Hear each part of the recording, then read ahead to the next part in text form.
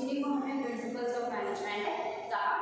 हम जिन management master की बात करेंगे वो है हमारे हेनरी फ्योल।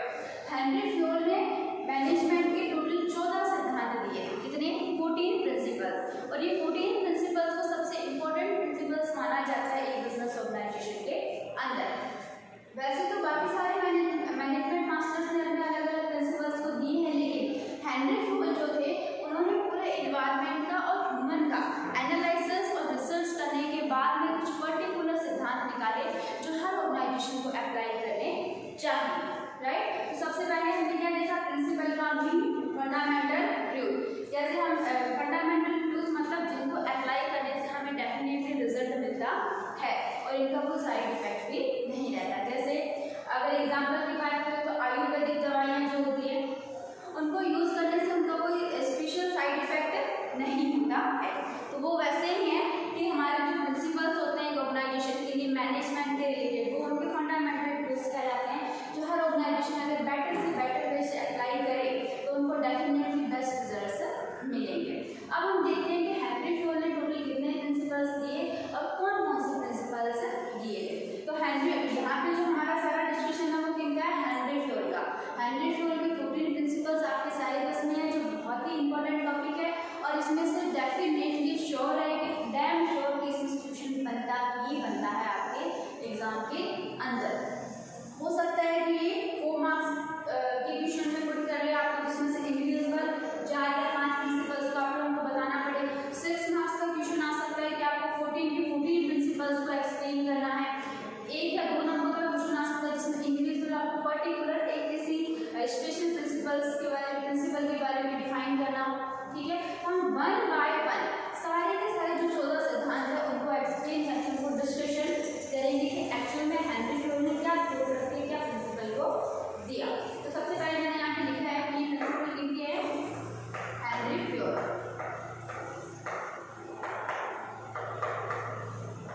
कितने थे टोटल इनके सिद्धांत, इन्होंने टोटल 14 सिद्धांतों को दिया, कितने 14 प्रिंसिपल्स को दिया। तो हेनरी फ्योल के 14 प्रिंसिपल्स कहे जाते हैं।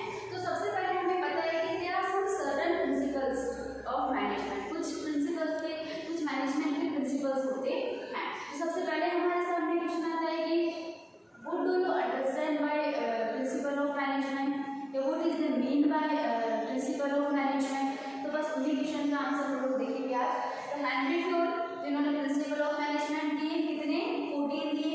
1 बाय 1 हम सारे के सारे 14 प्रिंसिपल को डिस्कशन करेंगे, लेकिन सबसे पहले हम उनका इंट्रोडक्शन पता होना चाहिए कि एक्चुअली में ये 14 सिद्धांत है कौन से।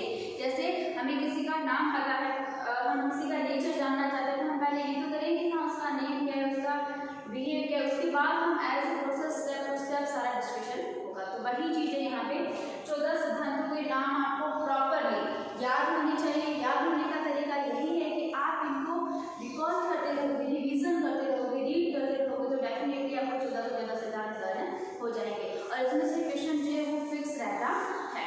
तो करते हैं स्टार्ट। पहला प्रिंसिपल है हमारा कार्यों का विभाजन, दूसरा अधिकार व उत्तरदायित्व, तीसरा अनुशासन, आदेश की एकता, निर्देश की एकता, सामूहिक हितों के लिए व्यक्तिगत हितों का समर्पण, सामूहिक हितों के लिए व्यक्तिगत हितों का समर्पण, कर्मचारियों का पारिश्रमिक, या फिर हम कह सकते हैं कि कर्मचारियों का उचित पारिश्रमिक। नेक्स्ट, केंद्रीकरण, सोपानिक श्रृंखला, व्यवस्था, क्षमता, कर्मचारियों के कार्यकाल में स्थिरता, प्रेरणा, सहयोग की भावना। ये टोटल 14 सिद्धांत थे जो हेनरी फ्योल ने दिए थे। प्रोफेसर हेनरी फ्योल के द्वारा दिए गए 14 प्रिंसिपल्स थे हमारे मैनेजमेंट के, जिनको 1 बाय 1 हम अच्छे से डिस्कशन करेंगे। लेकिन सबसे पहले आपको इनके नेम अच्छे से लर्न होने चाहिए। तो डिवीजन ऑफ लेबर यानी कार्यों का विभाजन, ऑथोरिटी एंड रिस्पॉन्सिबिलिटी यानी अधिकार और उत्तरदायित्व, डिसिप्लिन मीन्स अनुशासन, प्रिंसिपल ऑफ वन पोस्ट मतलब आदेश की एकता, यूनिटी ऑफ डायरेक्शन निर्देश की एकता, फोकस ऑन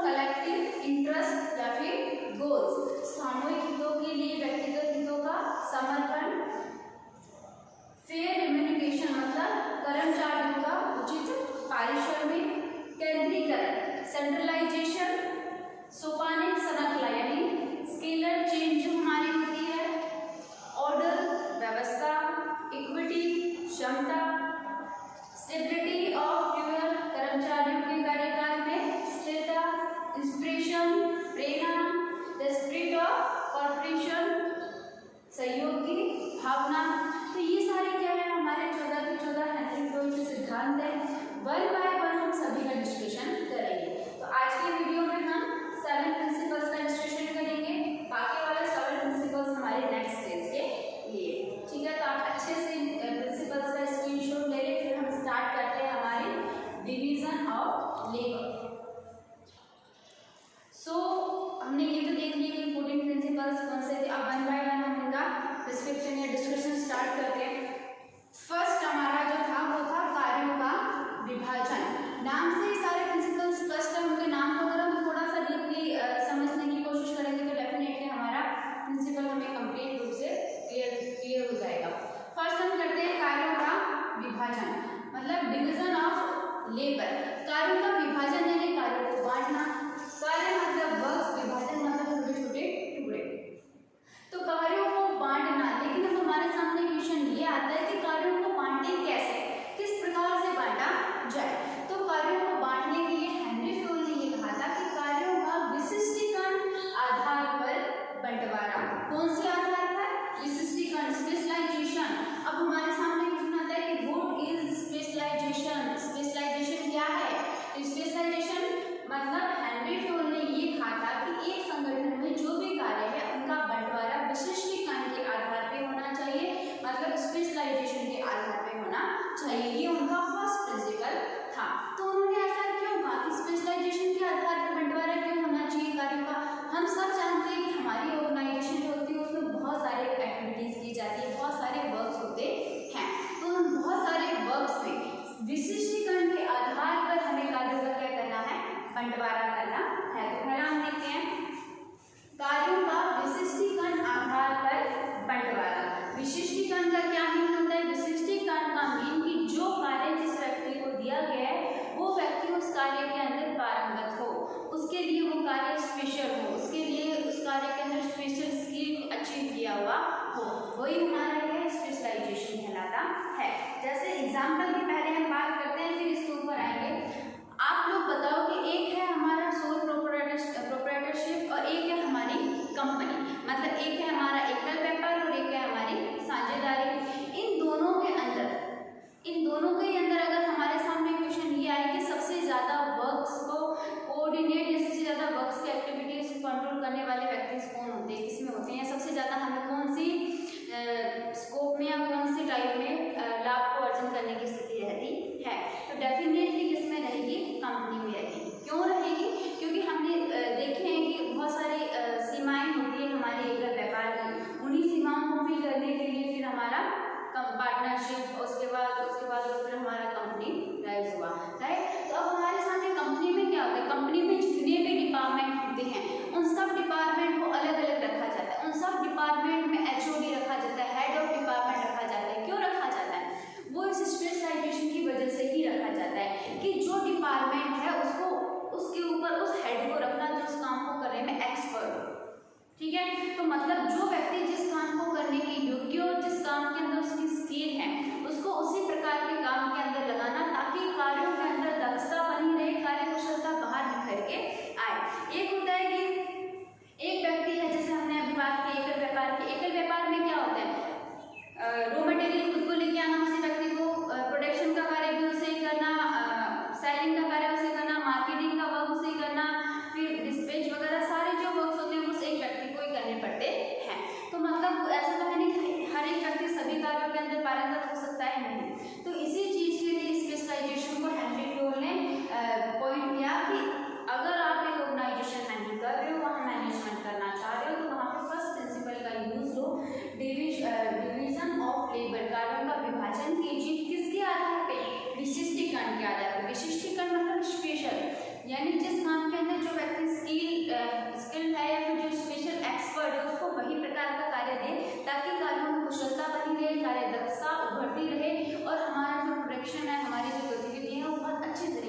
संपन्न हो। ठीक है, तो जैसे मैंने उदाहरण लिया अगर कंपनी की बात करें तो एक अगर ऑर्गेनाइजेशन की बिजनेस से किसी की भी बात करें उसमें बहुत सारे डिपार्टमेंट होते हैं। यहाँ पे मैंने कुछ डिपार्टमेंट्स लिखे हैं, प्रोडक्शन डिपार्टमेंट, हमारा sales department, marketing department, IT department. तो अब मुझे ये बताओ कि प्रोडक्शन डिपार्टमेंट के अंदर उस व्यक्ति को हेड बनाया जाएगा, उसका काम होगा रॉ मटेरियल को परचेज करना, कम से कम जितने भी रॉ मटेरियल के सप्लायर्स हैं उनका कंपैरिजन करना, उनको एनालिसिस करना कि कौन सा सबसे कम लागत में हमें अच्छा से अच्छा रॉ मटेरियल अवेलेबल करवा रहा है। तो ये सारा वही व्यक्ति करेगा जो इस प्रोडक्शन वर्क के लिए स्पेशल नियुक्त किया गया हो। तो ये क्या हो गया, इसका HOD हो गया। अब सेल्स डिपार्टमेंट जो है उसका जो हेड है उसका क्या कार्य है, ज़्यादा से ज़्यादा सेल्स को कैसे बढ़ाना है, उसमें ज़्यादा से ज़्यादा हमें काम कैसे करना है, कौन सा एडवर्टाइजमेंट यूज करना है, कौन सा तरीका यूज करना है जिससे ज़्यादा से ज़्यादा हमारी बिक्री हो। तो वो हमारा किसका काम होगा, सेल्स डिपार्टमेंट का। मार्केटिंग का बाजार का शोध करना, बाजार में कॉम्पिटिटर्स की क्या कंडीशन है, हमें कौन सा एडवर्टाइजमेंट यूज लेना है, किस तरीके से मार्केट में हमारी बिक्री को बनाए रखना है, ये सारा मार्केटिंग डिपार्टमेंट। IT सारी टेक्निकल जितनी भी चीज़ें होती हैं हमारे ऑर्गेनाइजेशन में उन सबको हैंडल करना, उनकी कंट्रोलिंग करना, उनको कोई भी समस्या आती है उसे कैसे इम्प्रूव करना है ताकि कंटिन्यू वर्क हमारे चलते रहे। ये सारे अलग अलग डिपार्टमेंट। अब ये इन सब के हेड जो हैं, मार्केटिंग डिपार्टमेंट का है, सेल्स डिपार्टमेंट का है, प्रोडक्शन डिपार्टमेंट का है, IT डिपार्टमेंट का है। अगर हम इन सबको एक्सचेंज कर दें, मतलब आप एक एग्जाम्पल सीधा सिंपल से समझो, एक CA जिसको कंपनी में जॉब चाहिए, राइट। अब उस CA को हम क्या पकड़ेंगे, अकाउंटिंग और ऑडिटिंग का। तो उसके लिए कौन सा डिपार्टमेंट होगा, अकाउंटिंग और ऑडिटिंग डिपार्टमेंट में उसे HOD बनाया जाएगा। अब उसको हम ये बोल देंगे तुम्हें IT डिपार्टमेंट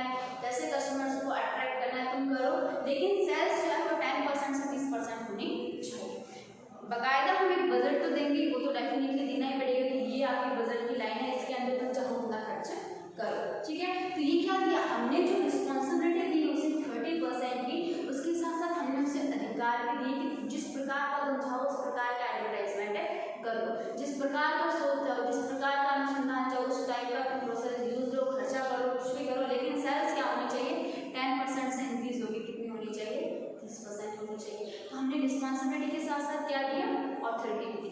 अब इसी को अगर हम अलग में सोचे कि उसे ये तो बोल देते हम कि 10% से 30% सेल बढ़ानी है, ये ड्यूटी है तेरी एनी हाउ, बट हम उसे कोई अधिकार नहीं दे रहे हैं, तो क्या वो काम कर पाएगा, वो गोल को अचीव कर पाएगा, नहीं कर पाएगा। उल्टा होगा क्या, होगा ये कि वो स्ट्रेस में आ जाएगा कि मैं कैसे इसको काम को कंप्लीट करूँ, कैसे ये चीज़ पॉसिबल है, मैं ये काम कर ही नहीं पाऊंगा।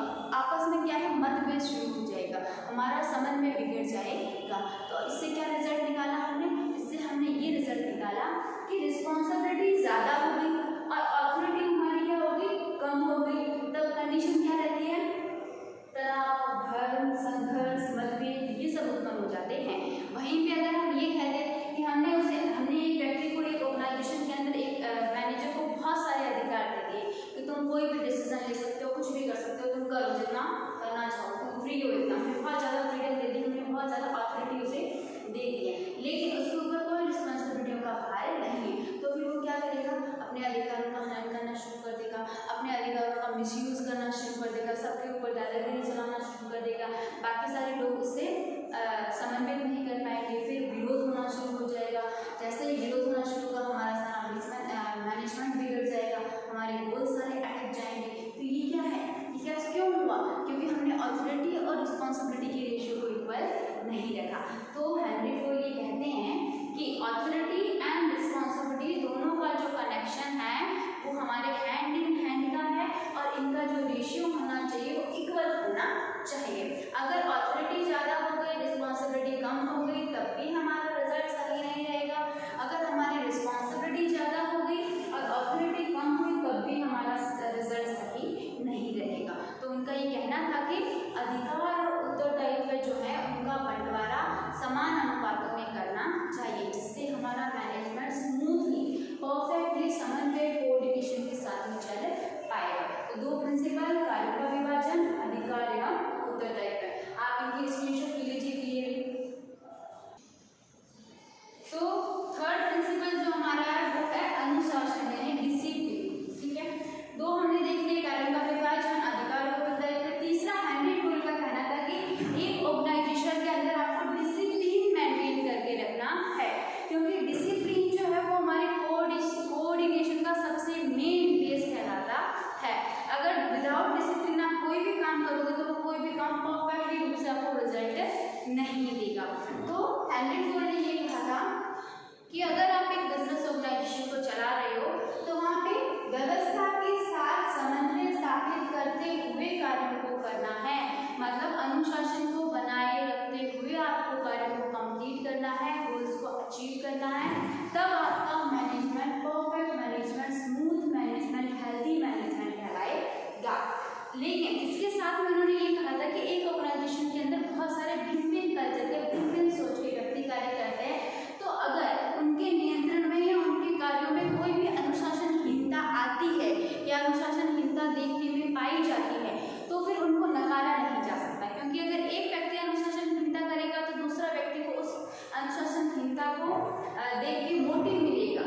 तो हेनरी फोर्ड का ये कहना था कि एक संगठन के अंदर अनुशासन को बनाए रखते हुए ही सारी गतिविधियों को संपन्न करना चाहिए, और अगर कोई अनुशासनहीनता का कार्य रहता है तो फिर उसके लिए बकायदा दंड प्रक्रिया को हेनरी फोर्ड ने डिफाइन किया था।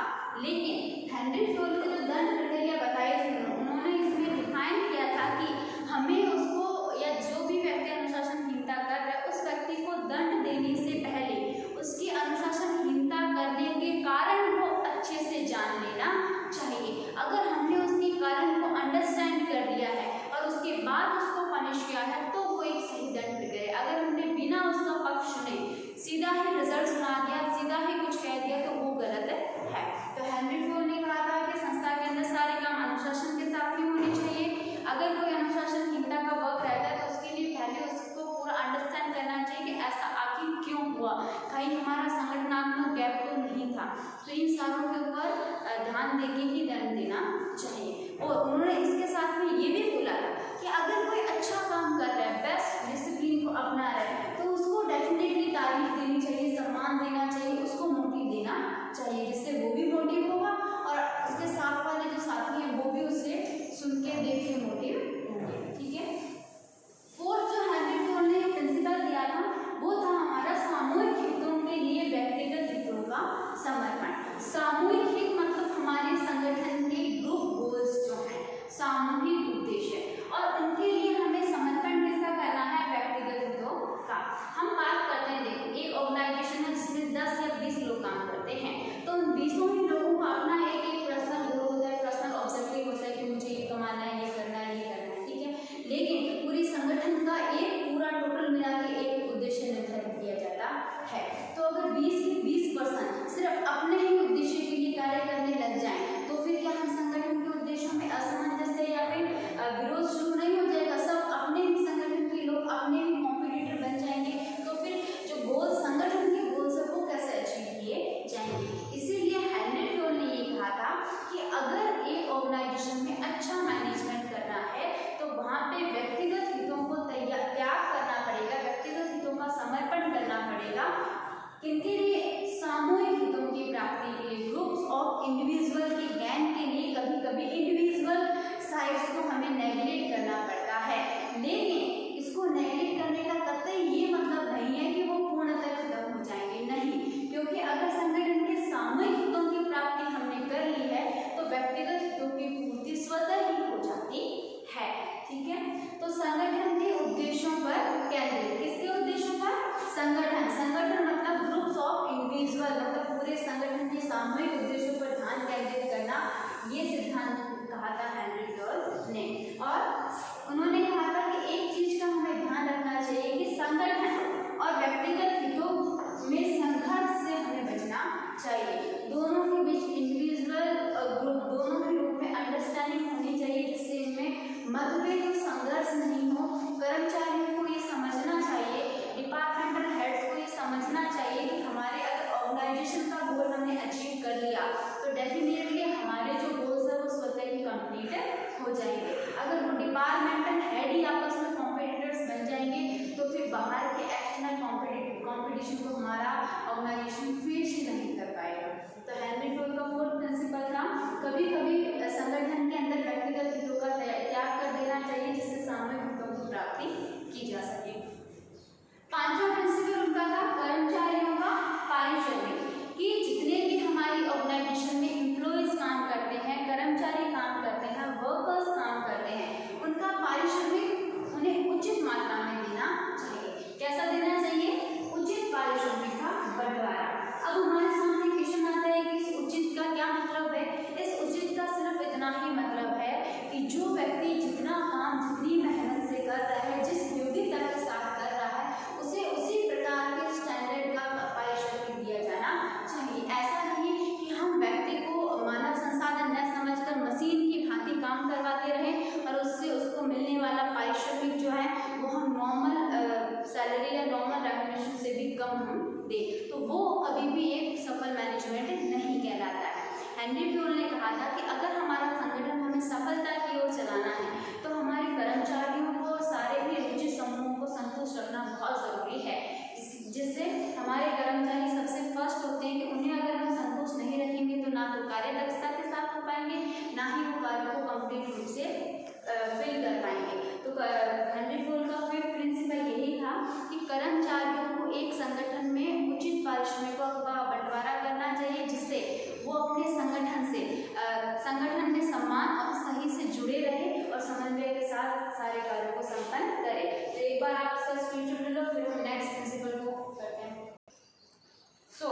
अब हमारा सिक्स्थ प्रिंसिपल आता है आदेश की एकता, प्रिंसिपल ऑफ वन वॉइस, या फिर हम यूनिटी ऑफ कमांड कह सकते हैं।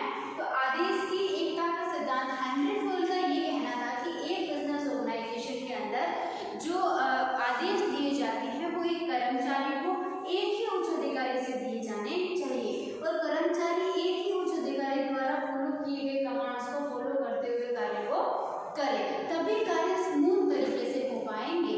कैसे? अब हमारे सामने क्वेश्चन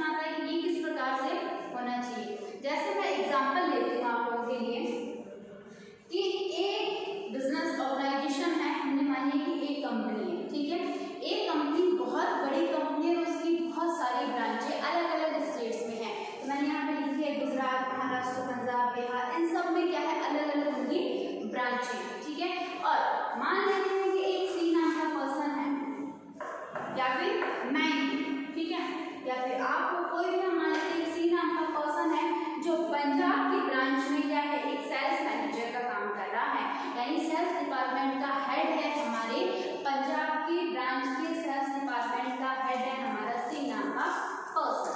ठीक है, तो अब हम ये कहते हैं कि उसे सी या फिर पंजाब के जो हेड है, पंजाब ब्रांच के जो हेड है वो उसे ऑर्डर देंगे, वो उन्हीं ऑर्डर्स को फॉलो करेगा। उसे टारगेट मिला है कि उसे यहाँ का पंजाब का जो सेल्स है वो 10% से 15% तक करना, इंक्रीज करना है। ठीक है, उसने कहा यस मैं फॉलो कर रहा हूँ, मैं 10% से 15% कर दूंगा। लेकिन जैसे ही उसको यहाँ पंजाब के हेड से ऑर्डर मिला, वैसे ही उसे थोड़ी टाइम के बाद गुजरात के हेड ने फोन किया, गुजरात ब्रांच के हेड ने फोन किया और बोला कि तुम्हें गुजरात की सेल्स को 10% से 20% तक बढ़ाना है। फिर उसे महाराष्ट्र की वहाँ से बोला गया, वहाँ की ब्रांच से बोला गया कि वहाँ पे हमें सेल्स इंक्रीज करना है। तो इसके पास कमांड्स कितनी पहुँच गई, पंजाब की पहुँच गई, महाराष्ट्र की पहुँच गई, गुजरात की पहुँच गई, जबकि ये सेल्स मैनेजर कहाँ का है, सिर्फ पंजाब ब्रांच का ही है। तो ये क्या है, डेफिनेटली हमारी एक ही कंपनी के हेड से इसे अलग अलग कमांड्स मिली है, लेकिन ये कंफ्यूज हो जाएगा कि इसे कौन सी कमांड को फॉलो करना है, कौन से आदेश को मानना है, कौन से आदेश के लिए कार्य करना है। तो ये क्या है, कंफ्यूजन की कंडीशन क्रिएट हो जाती है, वो समझ नहीं पाता है कि कौन से काम को प्रायोरिटी देनी है। पंजाब मैनेजर्स में होंगे, पंजाब ब्रांच को कहेंगे हमारा टारगेट कंप्लीट करो, गुजरात का लगाएगा हमारा करो, कोई भी काम सही तरीके से नहीं हो पाएगा।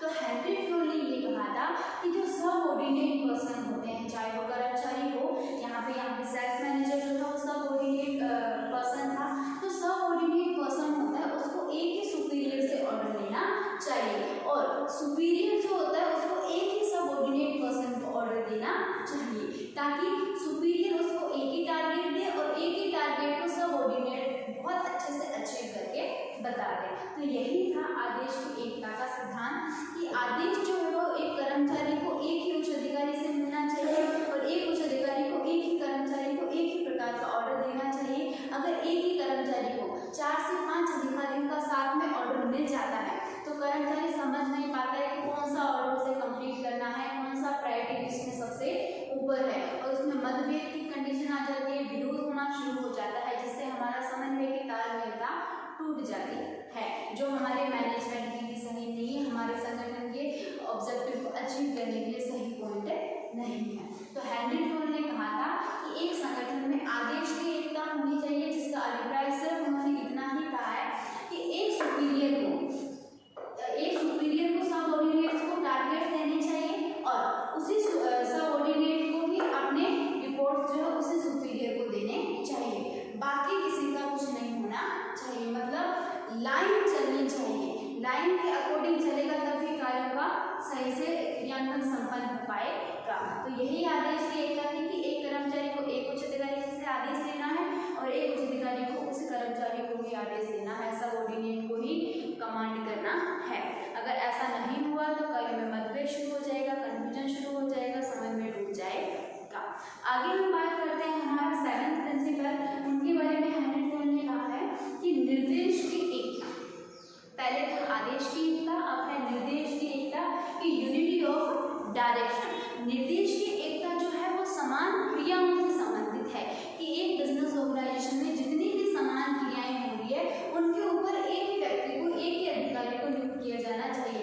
हर समान क्रिया के लिए भी अलग अलग व्यक्ति को नियुक्त नहीं करना चाहिए। जैसे हम कहते हैं कि हम देखते हैं कि हम डिपार्टमेंटल हेड्स को बनाते हैं, डिपार्टमेंटल कार्य का विभाजन करते हैं कि sales manager, production manager, marketing manager, IT manager, इन सब डिपार्टमेंट्स को अलग अलग हेड्स में डिवाइड करते हैं। लेकिन यूनिटी ऑफ डायरेक्शन ये है कि जो समान क्रियाएं हैं उनको एक ही हेड के, एक ही अधिकारी के अंडर रखना चाहिए, जिससे हमारी लागत कम होगी और कार्यों में समन्वय स्थापित होता रहेगा। कैसे? जैसे इसका जो स्लोगन कहा जाता है वो कहा जाता है वन हेड वन प्लान, इसका यूनिटी ऑफ डायरेक्शन का। तो इसमें होता क्या है, कॉमन गोल्स के ऊपर ध्यान केंद्रित किया जाता है कि हमारे सामूहिक गोल्स कौन से हैं, उसमें जो सामूहिक और समान क्रियाएं हैं उन क्रियाओं के लिए हमें एक ही यूनिटी को डिसाइड करना है। जैसे हम बात करते हैं, मैंने एग्जाम्पल लिखा आप लोगों के HR डिपार्टमेंट। कौन सा डिपार्टमेंट? HR मतलब ह्यूमन रिसोर्स, मानव संसाधन। मानव संसाधन विभाग कर्मचारियों की नियुक्ति करता है, कर्मचारियों को भर्ती, चयन, प्रशिक्षण, इंटरव्यू ये सब चलता है। तो हम ये कहते हैं कि जब यूनिटी ऑफ डायरेक्शन की बात की जाती है तब हेनरी फ्यूल ने ये कहा कि HR डिपार्टमेंट जो है उसको सिर्फ यही काम नहीं दे रहे कि आप कर्मचारियों का इंटरव्यू ले और बस उन्हें नियुक्त कर दो, उनका काम यहाँ तक सीमित नहीं होता है। कर्मचारी से संबंधित जितने भी नियुक्ति के काम हैं, जिसमें भर्ती हो, चयन हो, पदोन्नति हो, उनके कर्मचारियों की छंटनी हो, उनका मूल्यांकन करना हो, योग्यता का आंकलन करना हो, ये सारे काम भी किसके द्वारा किए जाने चाहिए? HR डिपार्टमेंट के हेड के द्वारा किए जाने चाहिए। मतलब HR डिपार्टमेंट के साथ समान जितनी भी क्रियाएं हैं वो भी HR डिपार्टमेंट के द्वारा की जानी चाहिए। तो ये क्या हो गया हमारा यूनिटी ऑफ डायरेक्शन, कि सिर्फ नियुक्ति के साथ साथ में पदोन्नति, छंटनी, मूल्यांकन आदि कर्मचारियों का भी HR डिपार्टमेंट के साथ ही काम किया जाना चाहिए। जिससे क्या है यूनिटी बनी रहेगी, इनके बीच में समन्वय स्थापित होता रहेगा। और एक सबसे इम्पोर्टेंट चीज कि प्रिंसिपल ऑफ वन फोर्स या प्रिंसिपल ऑफ कमांड जो है वो विदाउट यूनिटी ऑफ डायरेक्शन के कंप्लीट नहीं हो सकता। और इसी से यूनिटी ऑफ डायरेक्शन जो है वो without principle of one force या without principle unity of command के कंप्लीट नहीं हो सकता। ये दोनों ही आपस में रिलेटेड रहते हैं।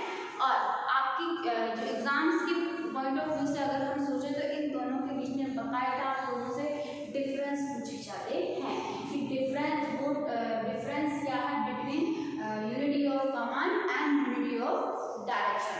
तो इनमें आपके डिफरेंस का क्वेश्चन ये बनता है कि आदेश की एकता जो होती है वो एक सुपीरियर से एक सबऑर्डिनेट के बीच में रिलेशन को बताती है, बट यूनिटी ऑफ डायरेक्शन जो होती है वो एक समान एक्टिविटी से रिलेटेड होती है। यूनिटी ऑफ कमांड जो होती है उसके अंदर हमारा एक कर्मचारी को एक उच्च अधिकारी से आदेश दिया जाता है, उसे कंप्लीट किया जाता है, टारगेट दिया जाता है, और वही कर्मचारी वही सबऑर्डिनेट अपने ही सुपीरियर को रिपोर्टिंग देने का काम करता है। और निर्देश की जो एकता होती है उसके अंदर समान गतिविधियां जितनी भी होती है उन सबके लिए एक यूनिटी बनाई जाती है, उसी के द्वारा कार्य किया जाता है। जैसे HR डिपार्टमेंट जो होता है वो सिर्फ कर्मचारियों की नियुक्ति का काम नहीं करेगा, उनकी पदोन्नति पर ध्यान, उनके कार्य मूल्यांकन पर ध्यान, उनकी योग्यता का आंकलन, उनकी छंटनी का कार्य ये भी HR डिपार्टमेंट के द्वारा ही किया जाएगा, क्योंकि ये भी नियुक्ति से संबंधित समान क्रियाएं ही है। तो यहाँ पे यूनिटी ऑफ डायरेक्शन चलेगा। तो हेनरी फ्यूल के टोटल हमने 7 सिद्धांत आज पढ़ लिए हैं। पहला था कार्य का विभाजन, दूसरा था अधिकार का उत्तरदायित्व, तीसरा था अनुशासन, चौथा था सामूहिक के लिए व्यक्तिगत हितों का हस्तांतरण या समर्पण, पांचवा था हमारा कर्मचारियों का पारिश्रमिक, 6 था हमारा आदेश की एकता, और 7 था हमारा निर्देश की एकता। आगे वाले जितने 7 प्रिंसिपल्स हैं उनका हम लेटेस्ट सीरीज के अंदर डिस्कशन करेंगे। आप अच्छे से इन सारे प्रिंसिपल्स को लर्न कर लें, बार बार डी में रिकॉल करते रहे, टूटी नेम्स आप लोगों को लर्न होनी चाहिए। और जितने प्रिंसिपल्स हम लोगों ने डिस्कशन किया उनको आप अच्छे से अंडरस्टैंड करेंगे, समझेंगे। PDF नोट्स जो भी है वो आप लोगों को डेफिनेटली प्रोवाइड करवा दिए जाते हैं, करवा दिए जाएंगे। अच्छे से काम करें, स्टडी